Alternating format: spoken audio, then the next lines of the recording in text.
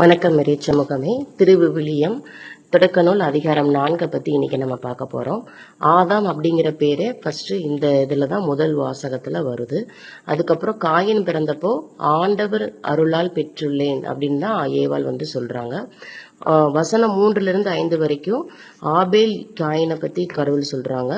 ஆபேல் ஆடு மேய்ப்பவராகவும் இருந்திருக்கிறாரு. காயின் நிலத்தை பண்படுத்துவராகவும் இருந்திருக்கிறாங்க. ஆபேல் கொடுத்த காணிக்கைகள் கொளுத்த தலையீர்களா இருந்திருக்கு. நிலத்தில் விளைந்தவைய காயின் கொடுத்திருக்கிறாங்க. அப்ப அதுல சிறப்பம்சம் எதுவும் இல்லை. காயின் கோபம் இதுல வெளிப்படுது. 6-7 வரைக்கும் உள்ள இறைவசனம். அப்போயும் கடவுள் நீயே சினமுற்று இருக்கிறாய்ன்னு கேட்கிறாரு. அப்போ நல்லவைகளை நீ செஞ்சா உனக்கு நல்லது நடக்கும் அப்படிங்கிற மாதிரி சொல்றாரு. ஆனா அப்பயுமே காயின் அதை உணரல. 8 அவர் கொலையும் செய்யறாரு.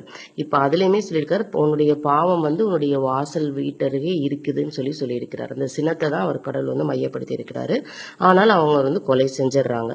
9-12 வரைக்கும் இருக்கிற வசனத்துல அவங்க கொலை செஞ்சதுக்கு அப்புறமும் திருப்பி கடவுள் கேட்கிறாரு, நீ என்ன பண்ற, நான் என்ன பண்ற, ஆபேல் எங்கன்னு கேட்கிறாரு. அப்பயுமே அவர் உணராம திருப்பியும் அந்த பழைய கோவத்தோட தான் நான் பேசுறாரு. நான் என்ன அவருக்கு காவலாளியா அப்படின்னு சொல்லி பேசுறாரு.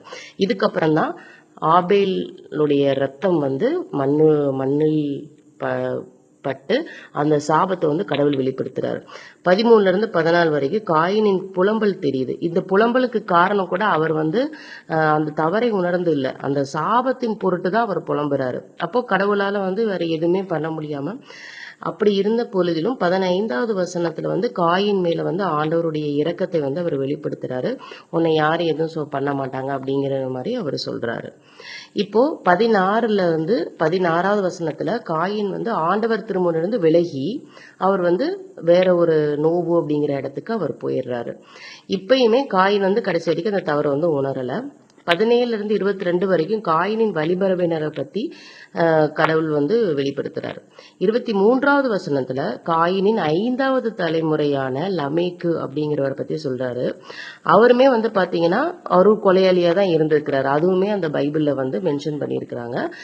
அந்த நிலமும் காயினின் கொலையால சாபத்துக்கு உள்ளாகி இருந்திருக்கு.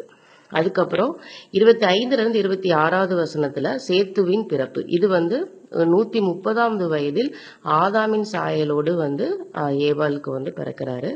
அத பைபிள் எப்படி மென்ஷன் பண்ணியிருக்காங்கன்னா, ஆபேலுடைய அந்த இறப்புனால சேத்து பிறக்கிறாருங்கிற மாதிரி மென்ஷன் பண்ணியிருப்பாங்க. ஸோ இவங்க 3 பேர் மட்டும் இல்லை, அவங்களுக்கு நிறைய குழந்தைகள் அவங்களுக்கு பிறந்திருக்கு அப்படிங்கிறது இதோட மறைபொருளா இருக்கு. இதுக்கப்புறம் தான் ஆண்டவர் அப்படிங்கிற பேர் கடவுளுக்கு வழங்கப்படுது.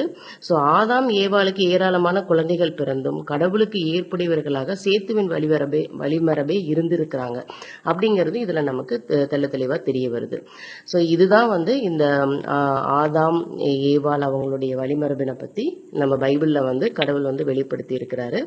ஸோ நாளை மீண்டும் இன்னொரு இறை வார்த்தையோடு நாம் இறைவனில் இணைந்திருப்போம். நன்றி.